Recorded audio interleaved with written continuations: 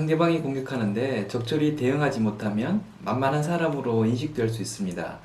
만만한 사람이 되면 하이에나 같은 인간들에 의해 동네 북이 되거나 다른 사람의 감정 쓰레기통이 될 수 있습니다. 만만한 사람이 되지 않기 위한 가장 기본적인 방법인 거부 의사를 부드럽게 전달하는 기술에 대해 소개합니다. 안녕하세요. 커넥팅닷TV의 장프로입니다.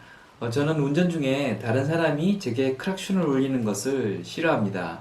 제가 싫어하니까 저도 크락션을 잘 울리지 않게 되는데요. 그러다 보니 제 차는 크락션이 항상 새 차 처음 샀을 때처럼 뻑뻑합니다. 그래서 상황에 맞게 적정 수준의 소리 크기로 울리는 것이 쉽지 않고 본의 아니게 다른 사람에게 피해를 주는 경우가 생깁니다. 앞에 서 계시는 분께 차가 있다는 것을 알리기 위해 크락션을 살짝 눌렀는데 힘 조절이 안 되어 갑자기 큰 소리가 나서 상대방이나 나나 깜짝 놀라는 일이 종종 생깁니다. 누군가의 행동이 마음에 들지 않을 경우 싫다는 의사를 전달하는 것도 이와 비슷합니다. 간단히 싫다고 말하면 끝날 일을 대역죄인 취조하듯 화를 내뿜어 전쟁터로 만들어 버리기도 합니다. 예전 제가 대학원생이었을 때 연구실 활동에 잘 동참하지 않는 후배를 설득한다는 것이 강도 조절이 안 되어 여러 사람 앞에서 인민재판처럼 몰고 가버린 적이 있었습니다. 내가 말하면서도 이게 아닌데 이렇게 공격하려고 한 게 아니었는데 하는 후회를 할 정도였습니다. 지금도 그때를 생각하면 미안해 죽겠는데 그렇게 되었던 이유가 평상시에 누군가에게 싫은 말을 해본 경험이 많지 않아서 강도 조절을 잘 못해서 그랬던 것 같습니다. 싫은 말 하는 연습이 안 되면 강도 조절 실패로 상대방을 공격하는 실수를 범하기도 하지만 아예 방어를 못해 호구가 되어버리기도 합니다. 상대방이 날 툭 밀었는데 쑥 밀리면 밀리네 하고 또 밀고 들어옵니다.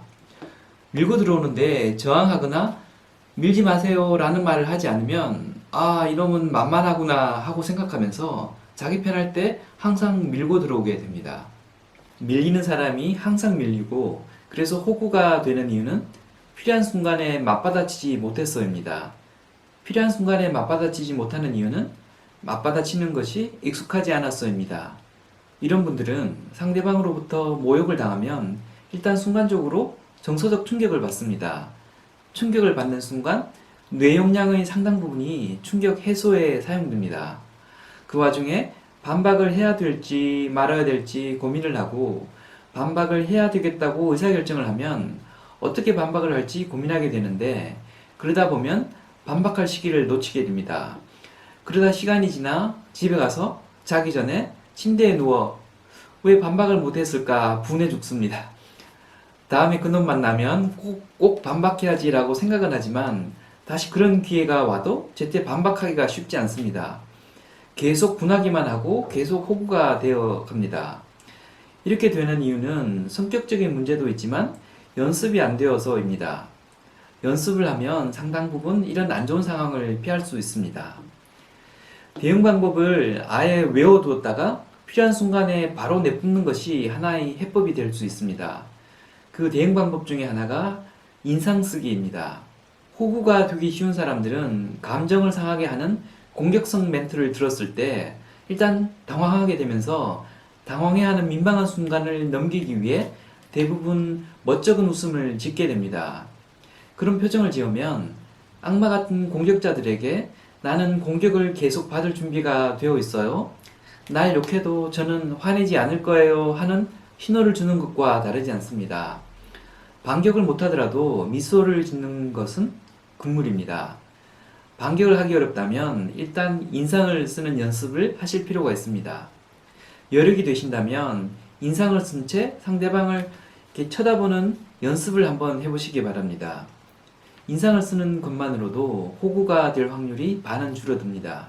두 번째 대응책으로는 범용적으로 쓸 수 있는 반격성 멘트를 외워두었다가 조건 반사적으로 날리는 방법이 있습니다. 오랜만에 만났는데 야 너도 한물 같구나 흰머리 좀 봐 라든지 갓 태어난 애를 보여줬는데 언니 애가 왜 이리 쭈글쭈글해요 라든지 신사업 아이디어를 공유를 했는데 꼭 지같이 했구만 이런 예상 외의 짧은 멘트로 공격을 받으면 대응 시기를 놓치기 쉽습니다. 이럴 때 공격 멘트를 해석하고 상대방의 약점을 잡아서 반격하는 멘트를 하는 것은 타고난 전투사가 아니면 쉽지 않습니다. 그럴 경우엔 파블로프의 개가 조건 반사에 의해 침을 흘리듯이 외워둔 멘트를 바로 내뱉어 줍니다. 멘트는 순화된 버전과 가시가 돋친 공격형 버전 두 가지입니다. 순화된 버전은 좋은 말 놔두고입니다. 상대방에 따라 적절히 변형시켜 사용합니다. 친구나 손 아래 사람이 갑자기 공격해 들어오면 야, 좋은 말 많은데 굳이 꼭 그래야겠냐? 라고 말씀하시고요. 윗사람이면 좋은 표현도 많은데 꼭 그러셔야겠어요? 정도로 말씀하시면 됩니다. 내 품위에 손상을 주지 않고도 상대방의 공격에 대해 적당히 방어를 할 수가 있습니다. 가시돋친 버전은 집에 무슨 일 있으세요? 입니다. 분위기에 따라 뒤에 이어서 멘트를 연결합니다. 집에 무슨 일 있으세요? 평상시랑 다르게 가시돋친 말씀을 하시고 등의 형태로 공격 강도를 조절할 수 있습니다. 이걸로 화가 풀리지 않는 상대방의 경우엔 가장 간단하게 니나 잘하세요? 라는 말을 쓰시면 됩니다. 상대방이 조금 높은 사람일 경우엔 당신이나 잘하시면 어떨 것인데요 정도를 쓰시면 됩니다. 결론적으로 말씀드리면 정상적인 사람은 상대방을 공격해도 적정 수준에서 멈춥니다. 그러나 비정상적인 부류의 사람들은 상대방이 방어를 하지 않으면 호구로 인식하고 계속해서 공격을 해 들어옵니다. 이때 최소한의 방어 멘트를 하지 않으면 공격에 따른 불이익이 전혀 없다는 생각을 줌으로써 완전히 그들의 먹잇감이 되어버립니다.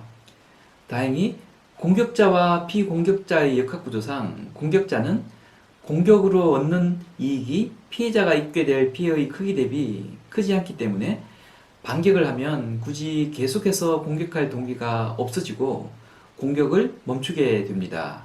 그리고 반격하지 않는 나 말고 다른 호구를 찾으러 가게 됩니다. 지금까지 커넥팅닷TV의 장프로였고요. 제 의견이 도움이 되셨으면 구독이나 좋아요 버튼 클릭 부탁드립니다. 감사합니다.